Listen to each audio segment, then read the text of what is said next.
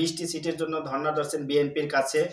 এই অভিযোগ করেছেন ডাকসুর সাবেক ভিপি প্রার্থী আব্দুল কাদের। তিনি ফেসবুক স্ট্যাটাসে দীর্ঘ একটি ফেসবুক স্ট্যাটাস দিয়েছেন, সেখানে তিনি এই কথা উল্লেখ করেন যে দিনের বেলা খুব হাক ডাক করে বিএনপির বেফাস মন্তব্য সমালোচনা করেছেন এবং রাতের বেলা গিয়ে সালাউদ্দিন আহমেদের কাছে 20টি সিটের জন্য এ পর্যন্ত 20 সিটের জন্য তারা 3 বার এবং মির্জা ফখরুল ইসলামের আলমগীরের সাথে তাদের এনসিপির যে ইমাম রয়েছেন তারা নাকি দেখা করেছেন এবং মন্তব্য করেছেন। এবং তিনি আরো বলেছেন যে গণঅভ্যুত্থানের পর ছাত্র রাজনীতি বা ছাত্র বা ইয়াং লিডারদের কাছে রাজনৈতিক নেতাদের আসার কথা এবং তাদের থাকার কথা ছিল ড্রাইভিং সিটে, কিন্তু সেটি হয়নি।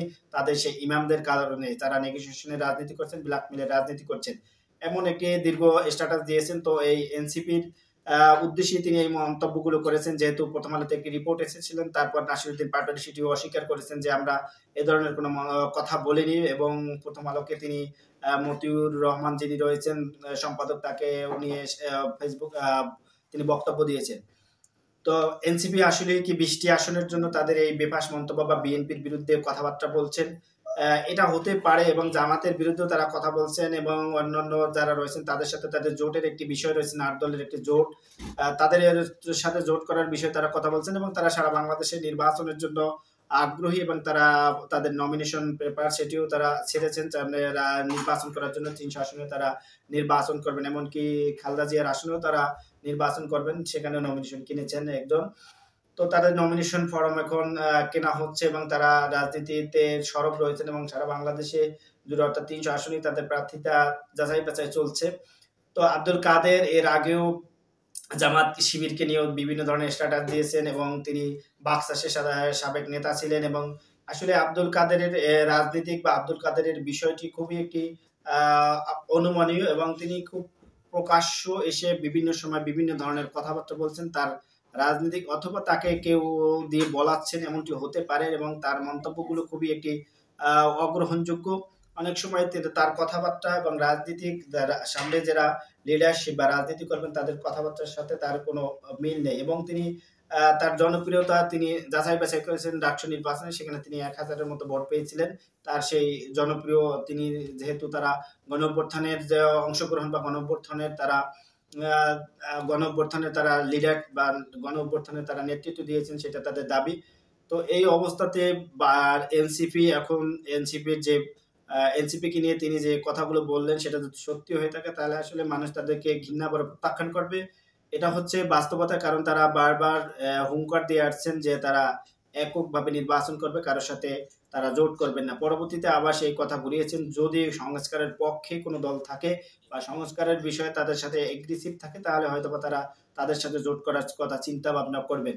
তো এখনো তাদের যেহেতু নির্বাচনের তফসিল ঘোষণা করা হয়নি সামনে, সে কারণে হয়তোবা তারা এটি নিয়ে ওয়েট করছেন এবং তারা বিএনপিকে অথবা জামাতকে বিভিন্ন সময় বা বিভিন্ন রকমের কথা বা ইসলামিক দলগুলোকে এবং আরো অন্যান্য দলগুলোকে তারা বিভিন্ন বিষয় নিয়ে কথাবার্তা বলছেন।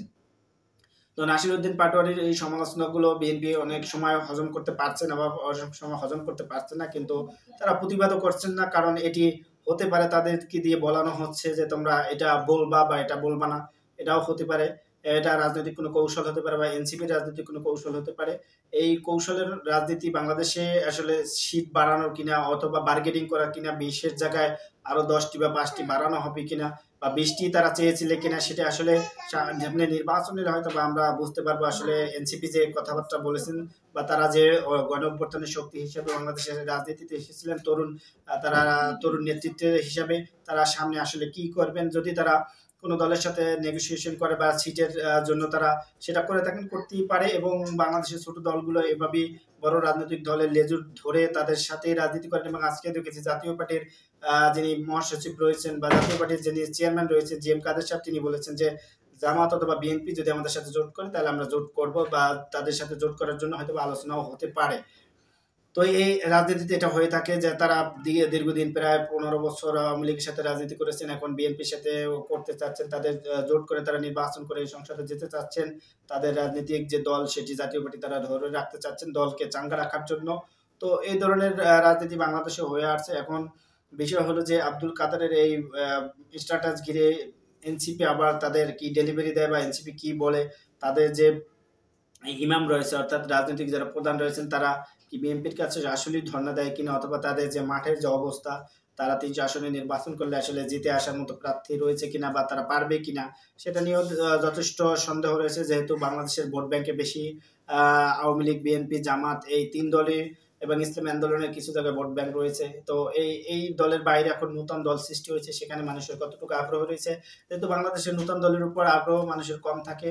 কারণ হচ্ছে বাংলাদেশের রাজনীতিতে এই ২ দল ব্যতীত বা জাতীয় পার্টি, বিএনপি, জামাত এর বাইরে যে তৃতীয় বলয় তৈরি হওয়া সেটা আসলে বাংলাদেশে আসলে বড় হওয়ার সম্ভাবনা খুবই কম রয়েছে। তারা ২-৩টি আসন বা ৫টি আসনের জন্য এই বড় দলের সাথে পড়ে থাকেন এবং তাদেরকে ৩-৪টি বা ৫টি আসন দেওয়া হয়, তারা নির্বাচন করেন, সেখানে তাদের সাথে থাকেন এবং তাদের বিরুদ্ধে অথবা বিরোধী দল যাদের থাকেন তাদের কাজ হচ্ছে, এই ছোট দলগুলোর কাজ হচ্ছে যে বড় যে দলগুলো রয়েছেন তাদের সমালোচনা করা এবং তাদেরকে, যেহেতু বড় দল তখন তাদের সিট বেশি থাকে, তারা ক্ষমতায় থাকে, তারা অনেক কিছু বলতে পারে না, সেই কারণে ছোট দলকে দিয়ে এগুলো করানো হয়।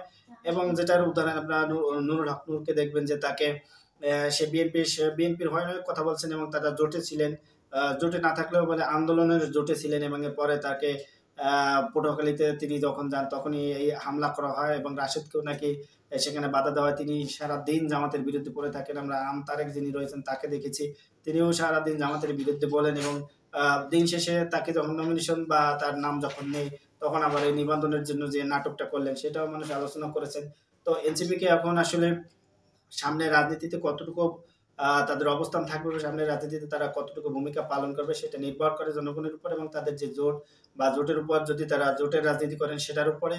এবং জোটের পর যেহেতু বাংলাদেশে এটাও হয়েছে যে যারা জোট করেছেন তারা পরবর্তীতে আসলে বড় হিসাব বা বড় দল হিসেবে আসলে আত্মপ্রকাশ করতে পারেনি। তারা যখন জোটে ঢুকে যায় তখন তাদের সমর্থন ওই বড় দলের সাথে চলে যায়, তখন কিন্তু তাদের যে নিজস্ব বলা সেটি আর তৈরি হয় না। যেটা নুরুল হক নূর দেখেছি, তিনি এখনো তিনি স্থির রয়েছেন যে এককভাবে নির্বাচন করবেন এবং মাহমুদুর রহমান মান্না, জুনায়েদ সাকি এরাও এককভাবে এবং এবি পার্টি এককভাবে নির্বাচন করতে চাচ্ছেন। পরবর্তীতে হয়তো বা কোনো বড় দলের সাথে যাবেন, যেহেতু তার আসনগুলো ফাঁকা রাখা হয়েছে এবং তার এই সম্ভাব্য যারা জোট হবে তাদের এই আসনগুলো বিএনপি এখনো প্রার্থী দেয়নি। সেটাও হতে পারেন যে তাদের সাথে আগেই কথা হয়েছে, এটি হয়তো পরে দিবেন।